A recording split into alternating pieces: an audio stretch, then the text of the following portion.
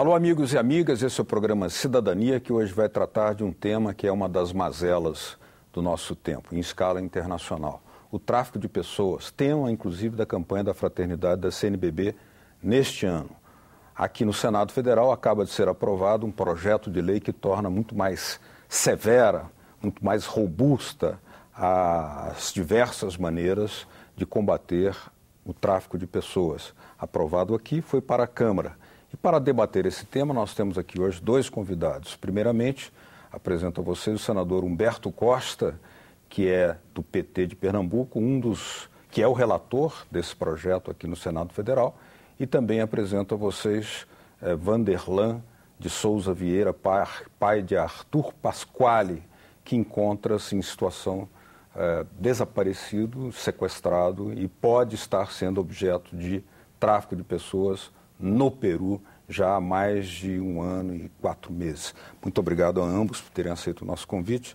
Senador, a importância de tornar mais severa a forma de combate ao tráfico de pessoas. Bem, isso se deve, em primeiro lugar, ao fato de que esse tipo de atividade criminosa vem crescendo em termos internacionais e já passa a ocupar um papel de destaque no faturamento das atividades criminosas no mundo, seja para efeito de exploração sexual, seja para efeito de trabalho escravo. Nós temos assistido ao longo dos últimos anos esse tipo de crime crescer e crescer bastante no nosso país e também em termos internacionais. Isso exige, para que nós possamos ter uma redução desses indicadores e de retirar pessoas dessa condição degradante, de uma legislação que seja mais dura, que seja mais forte. E esse projeto ele tem algumas inovações que eu reputo como importantes. A primeira delas é o fato de que desconsidera, tira todo o valor da discussão de se houve ou não anuência da pessoa sequestrada ou da pessoa que foi vítima de tráfico em ir ou não.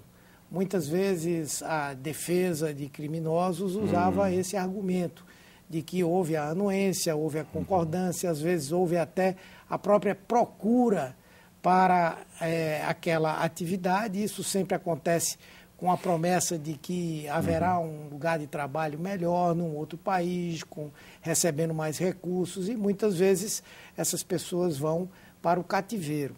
Isso acontece, inclusive, também dentro do nosso país. Então, essa inovação foi importante. Segundo, também tornar mais duras as penas, não é? No caso do tráfico humano, o tempo necessário para uma progressão de pena, para se sair de um regime fechado, terá que ser o cumprimento de 2/3 da pena. Isso, sem dúvida, desestimulará aqueles que participam diretamente desse tipo de prática, de atividade, de continuar a realizá-la.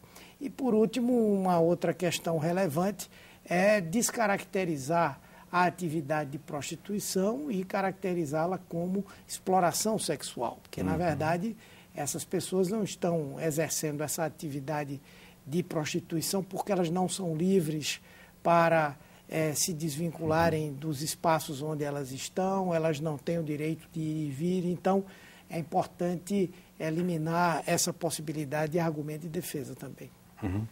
Doutor Vanderlan, como é que o senhor recebe esse processo de endurecimento, uma iniciativa do governo para tornar mais severa a forma de combate ao tráfico de pessoas, sendo que na última informação que o senhor obteve, na sua pesquisa dramática para encontrar seu filho, a informação é de que ele estaria sendo objeto de uma situação de escravidão, portanto, provavelmente uma situação análoga ao tráfico de pessoas. É assim que o senhor considera?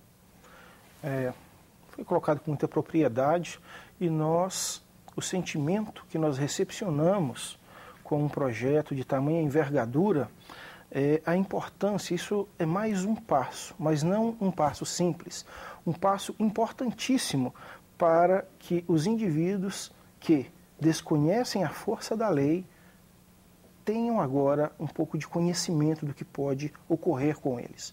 Não apenas com aquele simples, o dito coiote, que está ali aliciando as pessoas, mas principalmente aqueles que se beneficiam, aqueles que têm o objetivo maior de se enriquecer através de uma coisa que é hediondo, né? Uma coisa hedionda você submeter um ser humano.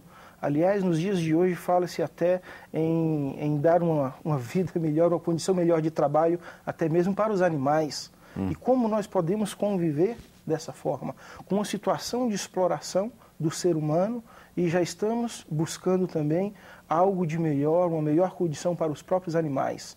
Eu vejo com muita alegria, com muita esperança de que isso vá diminuindo e que chegue um dia que as gerações futuras conheçam esse tema apenas como história e não mais como essa triste realidade, porque não é fácil. 1 ano e meio nessa luta, quase 1 ano e meio, vendi tudo que tinha, sacrifiquei minha família, meus amigos, para conseguir recursos, instituímos aí uma empresa privada de investigação, mas graças ao bom Deus, o trabalho surtiu efeito e agora eu vejo que nós poderíamos, com o auxílio das autoridades brasileiras, das autoridades máximas, em comum acordo com as autoridades peruanas, solucionar pelo menos o tema do meu filho e, quiçá, de outros jovens que possam estar lá também na mesma condição. Porque se existe um, pode existir outros. Senador, o senhor, na relatoria desse projeto, estabeleceu conhecimento aprofundado, provavelmente em relação com famílias que estão vivendo semelhante situação de drama, né? Nós temos aí uma situação em que muitas vezes a ausência de uma legislação mais aperfeiçoada dificulta a operação das autoridades na busca, pesquisa e combate e recuperação, que é o fundamental das pessoas. Nesse caso, quando se trata, na maioria das vezes é situação internacional, quando se trata de uma situação assim, internacional, em que essa lei facilita, agiliza os contatos para estabelecer diálogo e cooperação com outro país? Eu diria que boa parte das coisas que nós podemos fazer para combater fortemente o tráfico de pessoas dizem respeito não somente a questões legislativas, mas a uma articulação do Estado para impedir que esse tipo de prática aconteça. Articular, por exemplo, a Polícia Federal com as polícias estaduais, ter um Ministério Público extremamente atuante nessa área, um poder judiciário que seja ágil também, são fatores importantes. E fortalecer as relações desse aparelho de Estado brasileiro com outros países, quer dizer, a produção de informações, a troca de informações, utilizar o sistema da polícia internacional, criar as condições para um diálogo mais estreito entre a diplomacia brasileira e de outros países, e o projeto estabelece como recomendação que o Brasil deva fazer isso de maneira mais sistemática, estabelecer acordos com outros países para priorizar esse tipo de investigação e combate e solução desse tipo de crime. Então, essas são as preocupações maiores. Um elemento importante aí é que o Arthur desapareceu numa região muito frequentada por turistas, inclusive brasileiros, perto Exatamente. De Machu Picchu. Exatamente. Estaria agora numa outra região, pelas informações que você tem, nem tudo pode ser dito para a própria segurança dele, mas é muito importante, digamos, a mobilização das famílias que se encontram em situações parecidas com a sua, que podem ter pessoas sequestradas. Como é que vocês estão se debatendo para... Você já disse que teve que mobilizar esforço próprio, recursos próprios, para alcançar alguma solução e recuperar, trazer de volta o Arthur Pasquale. Sim, exatamente. Hoje nós temos aí no Facebook uma fanpage que já conta com 13 mil pessoas, que são verdadeiros amigos que têm contribuído conosco, inclusive financeiramente, em alguns momentos. Nós tivemos que promover um bazar de roupas usadas na minha própria casa, proveniente da doação dessas pessoas, rifa de alguns objetos eletrônicos. Essa última investigação nos custou R$35 mil. Então, foi uma coisa muito difícil, fora a minha estadia lá. Mas a maior importância que eu vejo é a solidariedade. Porque, diante dessa situação de poder muito grande dessas pessoas, porque são pessoas de poder, nós nos sentimos como quase nada. Então, quando nós nos mobilizamos, quando nós buscamos outras instituições que estão aí nos apoiando, nós nos sentimos mais amparados. Buscamos também as autoridades competentes, os órgãos internacionais. Infelizmente, o que sentimos, o que nós temos até o presente momento, é que para o tema em questão há um certo despreparo. É preciso que, principalmente, os nossos representantes no exterior, as nossas embaixadas, tenham um melhor treinamento, tenham uma melhor assessoria sobre este tema. Isso eu pude identificar de perto. Apesar de toda a boa vontade, de todos os esforços, falta muito profissionalismo, muita capacitação e até mesmo informação.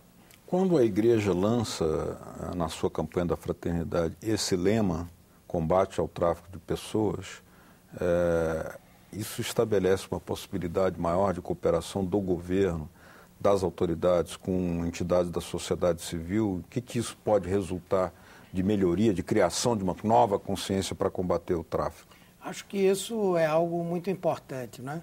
Primeiro porque uma das ações mais sensíveis e mais importantes para se traçar esse combate ao tráfico humano diz respeito ao esclarecimento da população, à informação.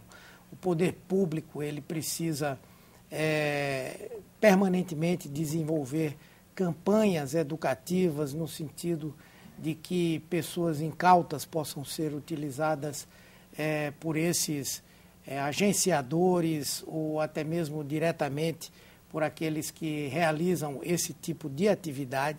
É importante, por exemplo, o que se faz hoje nos nossos aeroportos, nas nossas rodoviárias, nos nossos portos, no sentido de esclarecer que muitas vezes aquela proposta fácil de uma vida melhor não corresponde à realidade do que cada pessoa vai encontrar lá fora ou mesmo aqui dentro em outra região. E não tenha dúvida que esse trabalho de esclarecimento ele pode se fazer de maneira melhor se nós tivermos uma boa articulação com o sistema educacional formal, as nossas escolas, as nossas universidades, mas também as entidades da sociedade civil. As igrejas, está aí a CNBB puxando essa campanha, não é? Os clubes sociais, as associações de moradores, sindicatos, enfim, especialmente naquelas regiões onde nós sabemos que há maior possibilidade de recrutamento de pessoas para esse tipo de atividade. Então, eu tenho convicção de que uma ação como essa da CNBB e outras que existem também para combater o tráfico humano, elas são fundamentais para que possamos lograr resultados positivos nessa luta que é bastante difícil. Qual é a expectativa, Vanderlan, em uma cooperação mais efetiva até das autoridades peruanas? O que poderia ser feito no sentido de estreitar uma sintonia entre os dois países, promovendo aí uma articulação de esforços, porque pode estar na selva peruana que faz fronteira, segundo você imagina e calcula, pelas informações que já levantadas, né, em fronteira com o Brasil, que é uma região de difícil controle, de difícil fiscalização, nós sabemos todos, né, pela extensão da fronteira. O que pode ser feito nesse sentido de uma cooperação oficial mais estreita, mais sintonizada? Bem, por mais doloroso que seja esse momento, eu acredito que em todas as situações nós podemos retirar algo de bom. E o que há de bom na situação em que se encontra na escravidão do meu filho? É que nós temos aí a oportunidade de uma abertura de realizarmos um tratado com um país irmão, com um país próximo ao nosso. Uma gente que admira o povo brasileiro, eu testemunhei isso durante esses quase 6 meses que permaneci no Peru, em idas e vindas do Peru para o Brasil, exatamente o momento de fortalecermos estes laços onde nós podemos trocar informações e auxílios. Recentemente nós tivemos em São Paulo, né, cidadãos do Peru que instituíram aí uma fábrica onde eles escravizavam peruanos que estavam aqui no Brasil. E com esse apoio, ou seja, nós no Brasil já sinalizamos que estamos dispostos a contribuir. Bem, o tema específico do meu filho, eu creio que vai abrir um outro foco. Nós identificamos através das investigações, dos documentos, das provas que nós nutrimos, que a preocupação do senador Humberto Costa é verdadeira, porque o narcotráfico ele já olhou para a questão da escravidão e disse, olha, aí é uma boa renda, há muito dinheiro nisso. E no caso do Arthur, nós observamos uma associação entre o narcotráfico e a exploração dos seres humanos. Exatamente, é uma coisa mais sutil, é algo mais velado, mas que graças ao grande esforço, à grande energia que nós recebemos aí de milhares e milhares de pessoas, tivemos a coragem, inclusive com a exposição da vida da minha própria esposa, minha vida, em vários momentos nessa situação, conseguimos identificar que nesse momento nós podemos não só trazer o Arthur de volta, como abrir essa oportunidade de comum acordo dos dois países.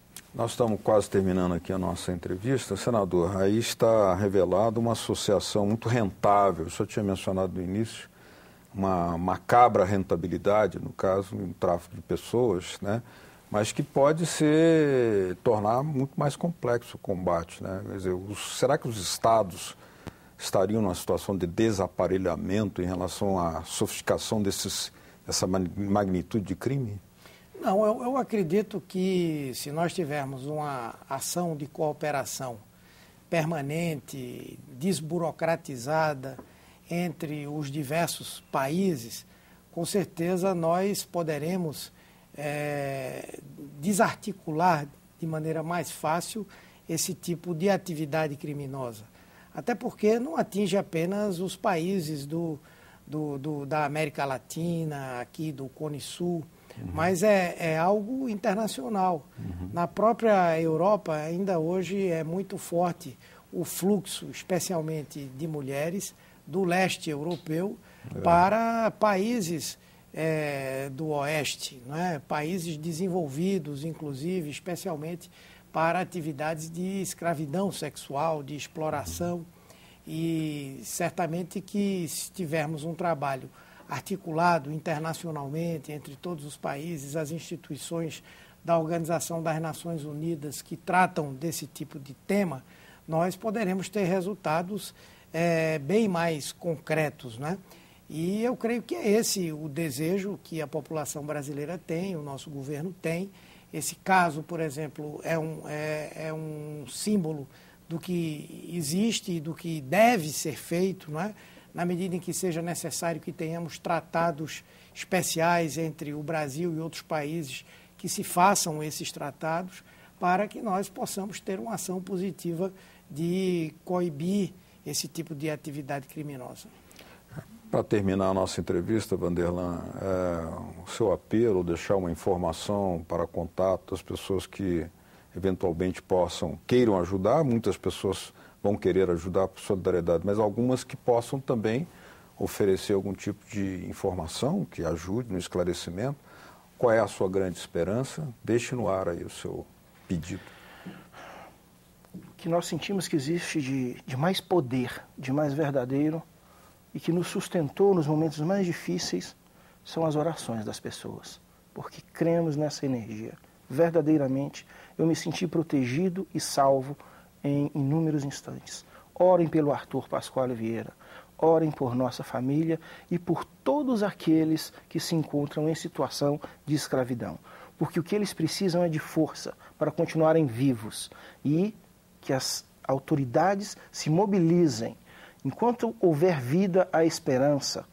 E nós temos aí o Facebook, que é o Vamos Achar o Arthur. Vocês podem colocar o hashtag, que é aquele jogo da velha, né? Vamos achar o Arthur. Né? Nós dissemos lá, enquanto a vida existir, nós não vamos desistir. Nós temos informações de que ele está vivo e que nós podemos, com o auxílio das autoridades brasileiras, libertar o Arthur e reescrever essa história de uma forma mais feliz. Acreditamos ainda nas autoridades brasileiras e vamos com muita força, com muita paz, com muita tranquilidade, alcançar esse objetivo que é trazer o Arthur de volta. Bom, chegamos ao final da nossa entrevista. Eu queria lembrar que muitas informações não são ditas aqui porque certamente poderiam aumentar o risco já atravessado por Arthur Pasquale, seja onde ele estiver lá no Peru. Então, por essa razão, muitas dessas informações ainda são preservadas. Eu queria agradecer a presença do senador Humberto Costa, do PT de Pernambuco, o relator desse projeto de lei que endurece toda a forma de combate ao tráfico de pessoas, e não só agradecer a presença do Vanderlan, mas desejar aqui do fundo do coração, acho que é o desejo de todos os telespectadores que estão aí, que isso seja realmente esclarecido e que haja recuperação e que nós tenhamos finalmente o Arthur de volta, o patriota brasileiro, aqui junto conosco outra vez, e que boas notícias não demorem tanto a chegar. Muito obrigado a ambos. Obrigado também a vocês de casa que nos acompanharam. Caso queiram nos enviar suas dicas, fazer contato com a nossa produção, olha aí o 0800 61 2211, ou se quiserem baixar esse ou outros programas da TV Senado, está na sua telinha aí, www.senado.leg.br/TV. Obrigado mesmo pela sua audiência. Até o próximo programa Cidadania.